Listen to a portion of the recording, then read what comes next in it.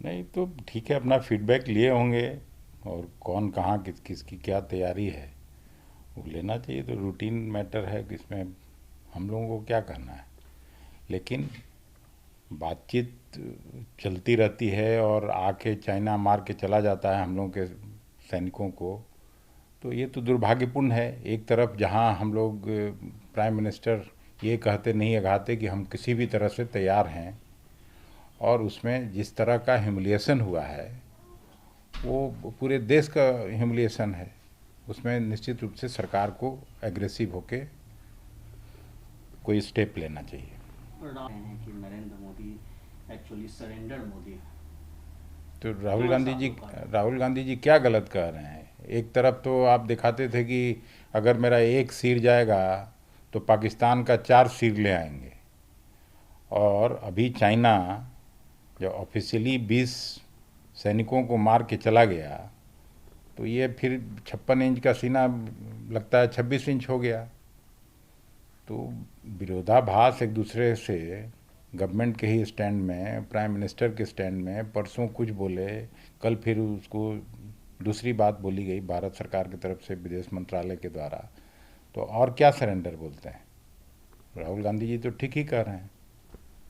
और जनरल भी रहे हैं, रिटायर्ड जनरल रहे हैं बीके सिंह, वो कह रहे हैं कि चाइना के साथ युद्ध जो है सो आखिरी विकल्प है, इकोनॉमिक स्टेप इस तरह के लेने की ज़रूरत है। नहीं, किसी भी दो देशों के बीच में युद्ध तो आखिरी विकल्प होना चाहिए, हम भी मानते हैं इस बात को। लेकिन चूंकि वो जनरल रहे हैं, मिलिट्री चीफ रहे हैं, उसके बाद एमपी बने हैं, मंत्री हैं, तो उनकी बात को तो देश को भी गंभीरता से लेनी चाहिए, और जो सरकार और प्रधानमंत्री जी को और ज़्यादा गंभीरता से लेनी चाहिए।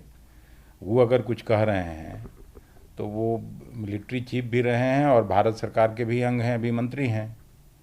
तो वो जो कह रहे हैं प्रधानमंत्री जी को और डिफेंस मिनिस्टर को और ज़्यादा उनके सुझाव का आदर करते हुए आगे बढ़ना चाहिए।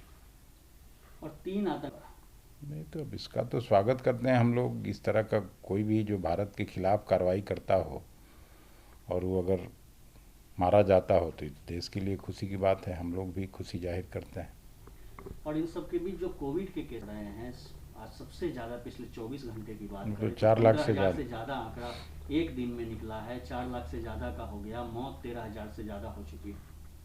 तो अब तो इस महीना में हम लोग लगता है 5 लाख पार कर जाएंगे। जुलाई होते होते शायद अमेरिका के पीछे रहे, नहीं तो बाकी तो सभी देशों को हम लोग पार कर जाएंगे। तो कहीं न कहीं तो खामी रही है हम लोगों के नीति बनाने में और लॉकडाउन करने में, जिसके वजह से जिस समय लॉकडाउन हुआ तो हम लोग 41वें नंबर पर थे, अब तीसरे चौथे नंबर पर चले आए।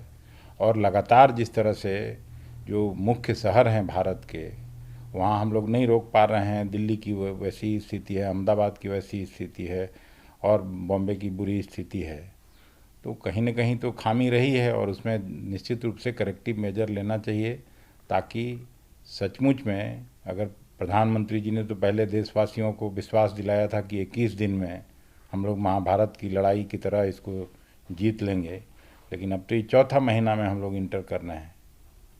तो चौथा महीना आते आते 5वां महीना होते होते तो कम से कम इस पर काबू पाया जा सके, ज़रूर काम कार्रवाई करनी चाहिए इस दिशा में भारत सरकार को।